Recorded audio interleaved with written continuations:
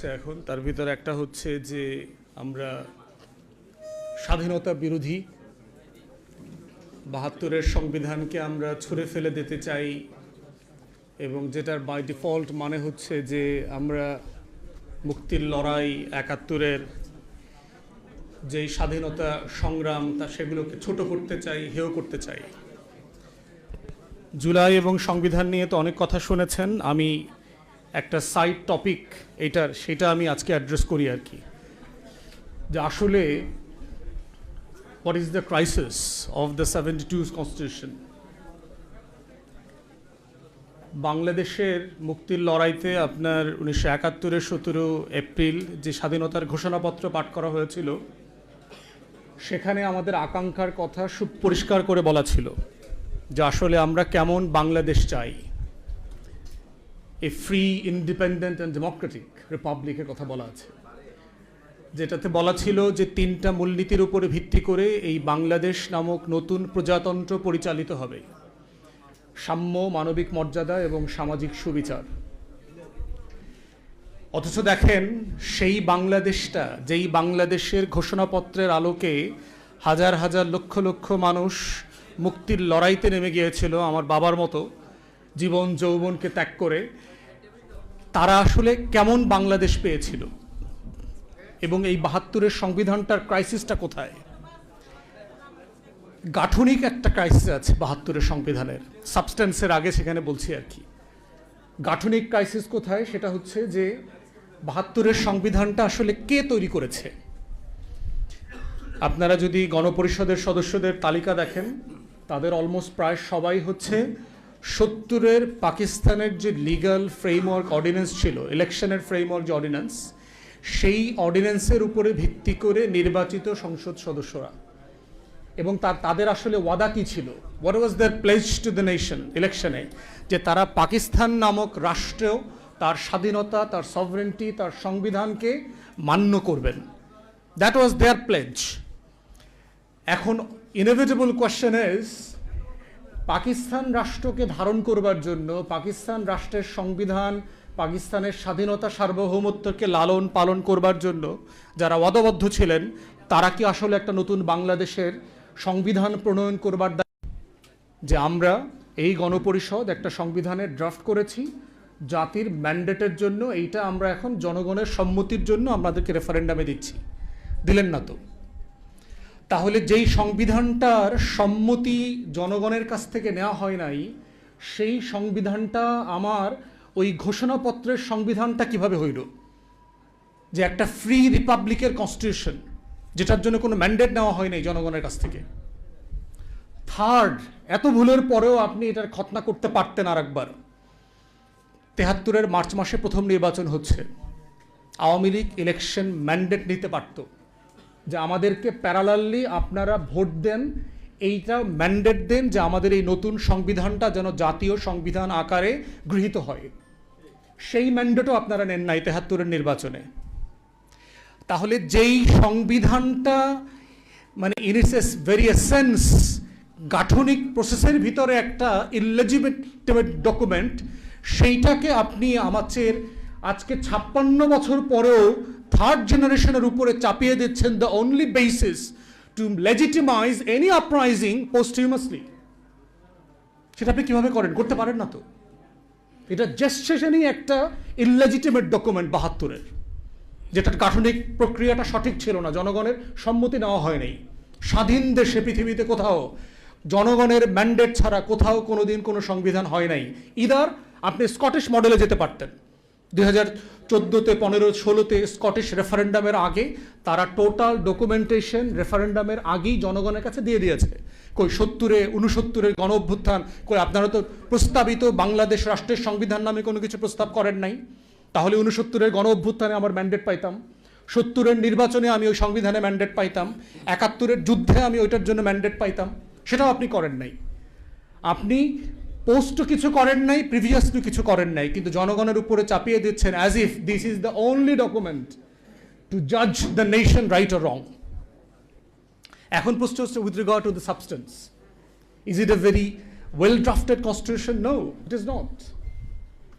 পৃথিবীর ইতিহাসে আমরা যারা আইনের ছাত্র, সবচেয়ে ব্যাডলি ড্রাফটেড কনস্টিটিউশনের একটা হচ্ছে এই ৭২-এর সংবিধান, সবচেয়ে বাজেভাবে লিখিত সংবিধান। এবং ভারতীয়রা দাবি করেছে এই সংবিধান তারা করে দিয়েছে। কলকাতা হাইকোর্টের যিনি সিনিয়র অ্যাডভোকেট ছিলেন সুব্রত রায় চৌধুরী, ওনারা এই সংবিধান লিখে দিয়েছেন। ভারতের পক্ষ থেকে এই সংবিধান দেওয়া হয়েছে আমাদেরকে। এবং আপনি যদি ভারতের সংবিধানের সাথে বাংলাদেশের সংবিধান পড়েন, article by article, words by words, comma and semicolon, আপনি এটার সাথে মিল খুঁজে পাবেন। Except the federal state, Bharat একটা ফেডারেল স্টেট, তার যে কাঠামোগত পার্থক্য আছে এটার সাথে আমার সংবিধানের, আমরা ফেডারেল না ইউনিটারি মডেলের স্টেট, সেই স্টেটের যে ডিফারেন্স। এছাড়া বাকি সকল প্রভিশনের ভিতরে আপনি সেটার পাবেন, মিল খুঁজে পাবেন। কারণ পার্থক্যটা কোথায়? ভারতে তো কোনো ঘোষণাপত্র নাই স্বাধীনতার। ভারতে কি রক্তাক্ত যুদ্ধ হয়েছে ৪৭ সালে? আমার গর্বের জায়গা কোথায় যে আমার একটা রক্তস্নাত যুদ্ধের মধ্য দিয়ে আমি একটা দেশ পেয়েছি। আমার হাজার হাজার মানুষ জীবন দিয়েছে এই দেশটার জন্য। ভারত দিয়েছে, ১৯০ বছর ধরে দিয়েছে। কিন্তু একটা মানে টেন্স পিরিয়ড ধরে আপনি একটা স্বাধীনতা যুদ্ধ হয়েছে, সেটা তো ভারত পাকিস্তানের ক্ষেত্রে আপনি বলতে পারবেন না। ভারত পাকিস্তানের যুদ্ধে কোনো ঘোষণাপত্র ছিল না, কিন্তু আমার স্বাধীনতা যুদ্ধে একটা ঘোষণাপত্র ছিল। এই জন্যই হচ্ছে গাঠনিক প্রক্রিয়ার জায়গাতে ৭২-এর সংবিধানটা প্রবলেম্যাটিক। এখন আসি সাবস্ট্যান্সে। আমার ঘোষণাপত্রে বলা ছিল যে এই বাংলাদেশ রাষ্ট্রটা ৩টা মূলনীতির উপরে ভিত্তি করে পরিচালিত হবে। ৭২-এর সংবিধানে আপনি কি বললেন? নতুন করে 4টা মূলনীতি দিলেন, অ্যাবসলিউটলি আনবিনাউন টু দ্য নেশন। আমাদের কারো কাছে জানা ছিল না যে 4টা জিনিস কোত্থেকে আসলো। ৭০-এর আওয়ামী লীগের ইলেকশন ম্যান্ডেটে ছিল না, আওয়ামী লীগের দলীয় কনস্টিটিউশনে ছিল না, ৭১-এর যুদ্ধে ঘোষণাপত্রে অথবা ৭১-এর কোনো কনভারসেশনে ছিল না। সাডেনলি ৭২ সালে এই 4টা মূলনীতি কোত্থেকে আসলো? এবং এই প্রত্যেকটা মূলনীতি ইনহ্যারেন্টলি কন্ট্রাডিক্টরি। আমরা যারা ছাত্র জীবনে লেফট পলিটিক্স করছি, শহীদুল আলম ভাই লন্ডনে লেফট পলিটিক্স করছেন, এটা বুঝবেন যে এটা সিম্পলি ডাজন্ট মেক সেন্স। আপনি বলছেন যে আমার রাষ্ট্র পরিচালিত হবে, এখানে ডেমোক্রেসি থাকবে, সমাজতন্ত্রও থাকবে। 72-তে ডেমোক্রেসি আর সমাজতন্ত্র এক জিনিস ছিল না। আপনি বলছেন যে এই জাতি বাঙালি বলিয়া পরিচিত হইবে। তাহলে আমার রাষ্ট্রের হাজার হাজার চাকমারা পাহাড়িরা যেই ঘোষণাপত্র শুনে যুদ্ধ করতে গিয়েছিল, তাকে আপনি 1 বছর পরে বললেন যে তুমি যদি বাঙালি না হও, তোমার আইডেন্টিটির কোনো স্বীকৃতি আমার কাছে নাই। তাহলে ওই যে ফ্রি, ইনক্লুসিভ, ডেমোক্রেটিক রিপাবলিকের কথা বললেন, সেই রিপাবলিকের প্রত্যেকটা এসেন্স অ্যান্ড প্রিন্সিপালের সাথে এই 4টা মূলনীতি যায় না সিম্পলি। কারণ এখানে অবাঙালিরাও যুদ্ধ করেছে। 16ই ডিসেম্বর এই স্বাধীন বাংলায় ঊর্ধ্বভাষী মুক্তিযোদ্ধারা বিজয় মিছিল নিয়ে 32 নম্বরে গিয়েছে এবং তাদেরকে গুলি করে আমার সোনার বাংলার মুক্তিযোদ্ধারা হত্যা করেছে। ঊর্ধ্বভাষী মুক্তিযোদ্ধা। চাকমাদেরকে শেখ মুজিব বলেছিল বাঙালি হয়ে যাওয়ার জন্য। তাহলে আপনি এই রাষ্ট্রটা তৈরি করলেন যেই প্রিন্সিপালের উপরে ভিত্তি করে ৭২-এর সংবিধান তার প্রত্যেকটা প্রিন্সিপালের কুঠারে আঘাত করেছে। তাহলে এই সাবস্টেন্স দিয়ে আপনি এই রাষ্ট্রটাকে ইনক্লুসিভ কিভাবে ধরে রাখবেন? আপনি মানে গণতন্ত্র রাখবেন, আপনি আবার সমাজতন্ত্র রাখবেন। এবং রেখে কি হয়েছে দেখেন, কোন গণতন্ত্র হয়েছে। আপনার ৭২-এর সংবিধানে গণতন্ত্র ছিল, কিন্তু ৭৩-এর নির্বাচনে তো আমরা গণতন্ত্র দেখি নাই। ৭৩-এর নির্বাচনে তো আমরা কোনো গণতন্ত্র দেখি নাই। 293টা সিট পাওয়ার পরে শেখ মুজিব বঙ্গভবনে দাঁড়ায় বলেছে আজকে দেশে কোনো বিরোধী দল নাই। শেখ মুজিব বলছে।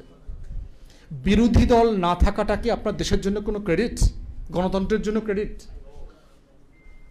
জাসদের শত শত এমপি ক্যান্ডিডেটকে পিটায়া এলাকা ছাড়া করে দিয়েছে, কয়েক ডজনকে হত্যা করেছে, ইলেকশন করতে দেয়নি। তাহলে আপনারা কেন কিসের জন্য বললেন গণতন্ত্রের কথা? এটাই তো মুক্তির লড়াইতে ছিল। আপনি বলছেন যে সমাজতন্ত্র থাকবে, আবার বলছেন যে গণতন্ত্র থাকবে। গণতন্ত্রের সাথে তো উদার নৈতিক ক্যাপিটালিজম, পুঁজিবাদী সমাজের বৈশিষ্ট্য আছে, সংবিধানে বলা আছে যে একটা ফ্রি এন্টারপ্রাইজ থাকবে। কিন্তু সেখানে আপনি দেখলাম যে ৭২-এর পরে, ৭৩-এর পরে বাংলাদেশের সব প্রাইভেট এন্টারপ্রাইজ, পাটকল, জুট মিল সব কিছুকে ন্যাশনালাইজ করে ফেললেন। এই ন্যাশনালাইজেশন কিন্তু কি আমার মুক্তির লড়াইয়ের সাথে কনসিস্টেন্ট ছিল না তো? তাহলে এইভাবে ৭২-এর সংবিধান আমার মুক্তির লড়াইয়ের প্রত্যেকটা আকাঙ্ক্ষার সাথে বেইমানি করেছে। এবং তারপরে দেখেন এখানেই ক্ষান্ত হয় নাই, 4th অ্যামেন্ডমেন্ট করেছে শেখ মুজিব বেঁচে থাকা অবস্থায়। চতুর্থ সংশোধনী সকল রাজনৈতিক দল বিলুপ্ত করে তারা শুধুমাত্র একটা জাতীয় দল করেছে, সোভিয়েত ইউনিয়নের মডেলে জাতীয় দল আওয়ামী লীগ। মানে কি অভিশপ্ত একটা দল, নিজের দলটাকে পর্যন্ত বিলুপ্ত করে দিয়েছে। এবং এর সাথে বাংলাদেশের পতিত পলিউটেড বাম সিপিবিরা জড়িত ছিল।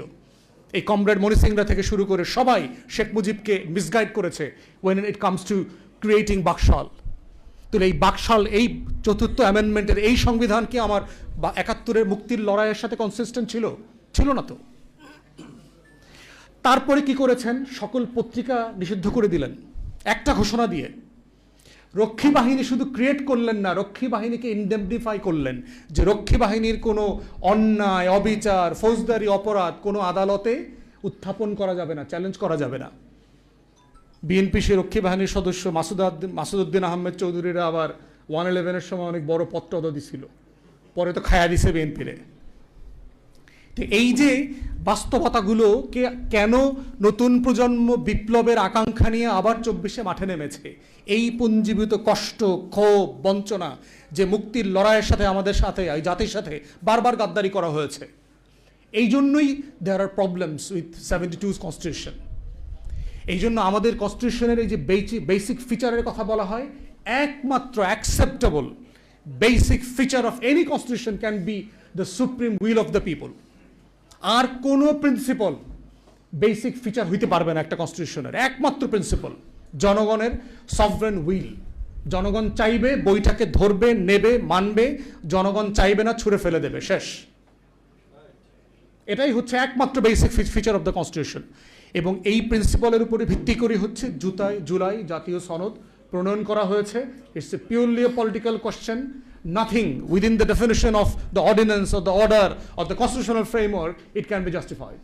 It's a pure political question, sovereign will of the people. এবং গণ অভ্যুত্থানের রায় অনুযায়ী এটাকে বাস্তবায়ন করতে হবে। তাই আমরা বলছি যে বাংলাদেশ রাষ্ট্রটাকে যদি আগামী দিনগুলোতে এগিয়ে নিয়ে যেতে হয়, আমার সেই ৭১-এর মুক্তির লড়াই, আমার যুগ যুগ ধরে শত শত বছরের এই মাটির, এই মানুষের, এই জমিনের মুক্তির লড়াই এবং আমার ২৪-এর গণ অভ্যুত্থানের লড়াই, এর প্রত্যেকটা প্রিন্সিপালকে সভরেন উইলের ভিতরে অ্যাকোমোডেট করা হয়েছে জুলাই জাতীয় সনদের মাধ্যমে। এবং সেটাকেই উইদাউট এনি ইফস অ্যান্ড বাটস মেনে নেওয়াটাই হচ্ছে আগামী দিনে শুধু বাংলাদেশের অস্তিত্বের প্রশ্ন না, বিএনপি রাজনৈতিক দল হিসেবে বেঁচে থাকবে কিনা তার অস্তিত্বের প্রশ্ন জড়িত আছে। এবং অন রেকর্ড আপনাদেরকে বলে রাখি, আপনাদের সক্ষমতা কিন্তু আওয়ামী লীগের ধারে কাছেও না। সেই আওয়ামী লীগকে কিন্তু লেজ গুটায় পালাইতে হয়েছে। নির্বাচনের পরে বিএনপির এক এমপি আমারে বলছে, হুইপ ৬ জন হুইপ আছে তো বিএনপির, তার ভিতর একজন বলেছে যে আমার ডিভিশনের সব এমপিকে আমি একটা ছবি গিফট করব। সেই গিফটের ছবিটা হচ্ছে হাসিনা বিমানে করে যে পালাইতেছে না। আপনাকে মাননীয় প্রধানমন্ত্রীকে বলছি এবং আমার ডিপার্টমেন্টের ২ বড় ভাই মাননীয় আইনমন্ত্রী এবং মাননীয় স্বরাষ্ট্রমন্ত্রী, আপনাদের দরজায়, ঘরের দরজায়, অফিসের দরজায়, গাড়ির দরজায় শেখ হাসিনার পালানোর ছবিটা লেমিনেটিং করে ঝুলায় রাখবেন। আপনাদেরকেও ওই ছবির রিপ্লেসমেন্ট করা লাগতে পারে, জাস্ট ম্যাটার অফ টাইম।